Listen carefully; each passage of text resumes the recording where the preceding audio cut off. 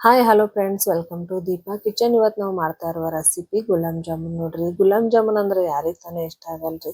ಸಣ್ಣವ್ರು ಹಿಡ್ಕೊಂಡು ದೊಡ್ಡವ್ರ ತನ ಎಲ್ಲರೂ ಗುಲಾಬ್ ಜಾಮೂನ್ ಫೇವ್ರೇಟ್ ಆಗಿರ್ತೈತ್ರಿ.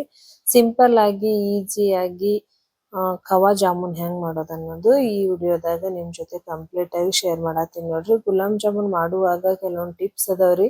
ಕೆಲವೊಂದು ಟಿಪ್ಸ್ ಫಾಲೋ ಮಾಡಿದ್ರ ಅಂತ ಇಟ್ಕೋರಿ, ಒಂದೇ ಸರ್ತಿಗೆ ಪರ್ಫೆಕ್ಟ್ ಆಗಿರುವಂತ ಗುಲಾಬ್ ಜಾಮೂನ್ ನಾವು ಮಾಡ್ಬೋದು. ನೋಡ್ರಿ, ಬರೀ ಗುಲಾಬ್ ಜಾಮೂನ್ ಖವಾ ಗುಲಾಬ್ ಜಾಮೂನ್ ಹೆಂಗ್ ಮಾಡೋದಂತ ನೋಡುಮಂತ್ರಿ. ಇಲ್ಲಿ ನೋಡ್ರಿ, ನಾ ಗ್ಯಾಸ್ ಮೇಲೆ ಒಂದು ದೊಡ್ಡದೊಂದು ಬೊಗೋಣಿ ಇಟ್ಕೊಂಡಿನ್ರಿ. ಅದಕ್ಕೆ ಒಂದ್ 2 ಕಪ್ ಆಗೋಷ್ಟು ಸಕ್ಕರೆ ಹಾಕೊಂಡಿನ್ರಿ.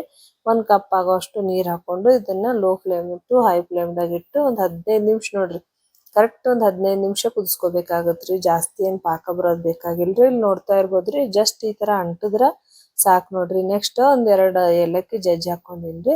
ಈಗ ಇದು ಪಾಕ್ ರೆಡಿ ಆಗೈತ್ರಿ, ಸೈಡಿಗೆ ಎತ್ತಿಡುಮಂತ್ರಿ. ನೆಕ್ಸ್ಟ್ ಇಲ್ಲಿ ನೋಡ್ರಿ, 1 ಕಪ್ ಆಗೋಷ್ಟು ಖವಾ ತಗೊಂಡಿನ್ರಿ ನಾನಿದು.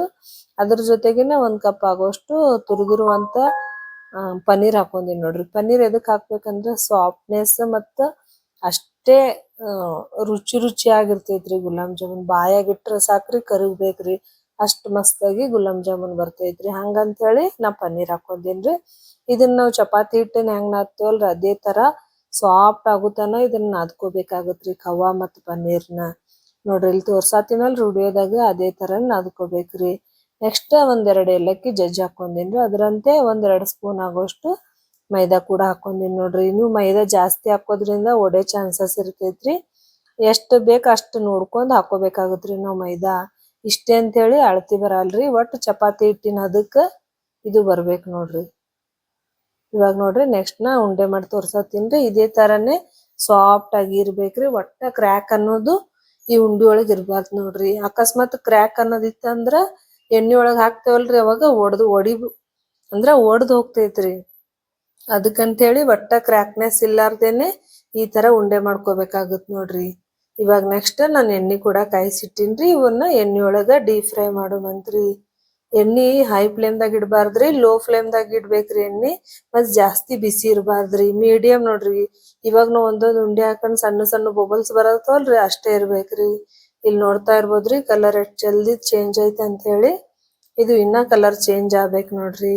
ಇವಾಗ ನೋಡ್ರಿ, ಪರ್ಫೆಕ್ಟ್ ಆಗಿ ಕಲರ್ ಬಂದೈತ್ ನೋಡ್ರಿ.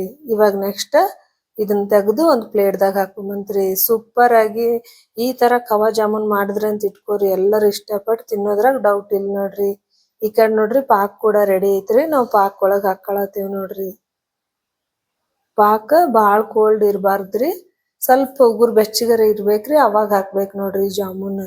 ಅವಾಗ ತಾನೇ ಸಾಫ್ಟ್ ಆಗಿ ಬಾಯಾಗಿಟ್ರ ಸಾಕ್ರಿ, ಬೆಣ್ಣಿ ತರ ಕರಗ್ ಬಿಡ್ತಾವ್ರಿ ಇವ್ ಜಾಮೂನ್. ಮತ್ ಟೇಸ್ಟ್ ಅಂತೂ ಸೂಪರ್ ಆಗಿರ್ತೈತ್ ನೋಡ್ರಿ. ನೀವ್ ಯಾವಾಗ್ಲೂ MTR ಅಥವಾ ಯಾವ್ದಾರ ಬ್ರ್ಯಾಂಡಿದ್ ಜಾಮೂನ್ ಮಾಡಕ್ಕಿಂತ ಈ ತರ ಖವಾ ಜಾಮೂನ್ ಮಾಡಿದ್ರ ಎಲ್ಲರೂ ಇಷ್ಟಪಟ್ಟು ತಿಂತಾರ ನೋಡ್ರಿ.